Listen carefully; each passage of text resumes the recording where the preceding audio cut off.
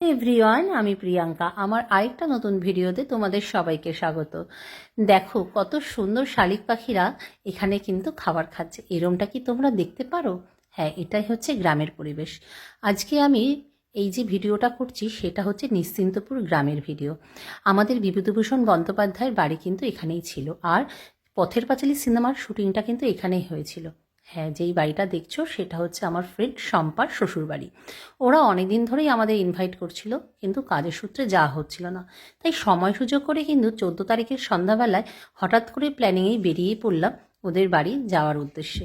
দেখো, অনেকটাই রাত হয়ে গেছে, প্রায় 9:30। চারিদিক অন্ধকার, সে এক অন্যরকম অনুভূতি। চলে আসলাম ওদের বাড়িতে। দেখতেই পাচ্ছ ওদের গ্রামের বাড়িতে ওর দিদির মেয়ে এখানে ঘুরতে এসছে, আর আমার বান্ধবী কিন্তু আমাকে হাই হ্যালো করে নিল, শম্পা। এবার পরের দিন সকালবেলা ভিডিও শুরু করলাম 15 তারিখ মকর সংক্রান্তি, এরম রজনীগন্ধা ফুল দিয়ে। যেহেতু ওদের একদম পাশেই ক্ষেত, রজনীগন্ধার ফুলের চাষ হয়, তাই ওদের পাশের বাড়ির বৌদি কিন্তু ওকে ফুলগুলো রোজ দিয়ে যায় ঠাকুর পুজোর জন্য।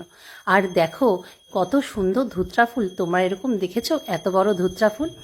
আর ফার্স্ট আওয়ারেই কিন্তু ব্রাশ করতে করতে চলে গেলাম এরকম গাঁদা ফুলের খেতে।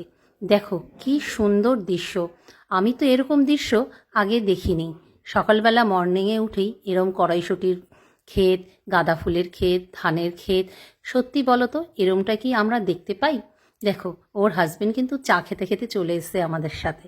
আমরা কিন্তু এই জায়গার পরিবেশটার একটু উপভোগ করছিলাম, আর তার সাথে এই সুন্দর ফুলগুলোর কিন্তু ভিডিও করে নিলাম। আর এদিকে দেখো ধান ক্ষেত হয়েছে কত সুন্দর, পুরোটাই কিন্তু ওদের জমির মধ্যে। আর এই দেখো এখানে কি সুন্দর রজনীগন্ধা স্ট্রিকের কিন্তু এখানে চাষ হয়েছে। আর তার আগে তো তোমাদের ফুলগুলো শেয়ার করলাম। এইবার চলে যাব ওদের বাড়িতে, ঘুরতে চলে আসলাম। এবার ওর শাশুড়ি, যেহেতু আজ মকর সংক্রান্তি, এরকম ঝাল পিঠে, চিতই পিঠে আমাদেরকে করে খাওয়ালো। এইবার দেখো ওর পাশের বাড়ির বৌদির বাড়িতে একটু ঘুরতে গিয়েছিলাম, সেখান থেকে আমাকে দিল এরকম গাছের বেগুন। আর দেখো গরু ছাগল সবটাই দেখতে পাচ্ছ। আর ও আমাদের জন্য রান্না করে নিচ্ছে গাছের বেগুন আর মাছের তেল। আর ওদিকে ওর শাশুড়ি কাঠের জালে আমাদের জন্য কাতলা মাছ রান্না করছে, আর আমাকে দই খেতে দিল। আমরা আগের দিন ওদের বাড়ির জন্য দই নিয়ে গেছিলাম, আর মাখা সন্দেশ নিয়ে গেছিলাম। আর দেখো আগের দিন আমরা যাওয়ার সময় রাত্রেবেলা ওদের কলা গাছটা ভেঙে পড়েছিল, তাই আজকে ওই কলা গাছের থোরটা আমাকে কেটে দিল। আর ওদের জমি থেকে দেখো এরকম বাঁধাকপি আমাকে তুলে দিল নিয়ে আসার জন্য।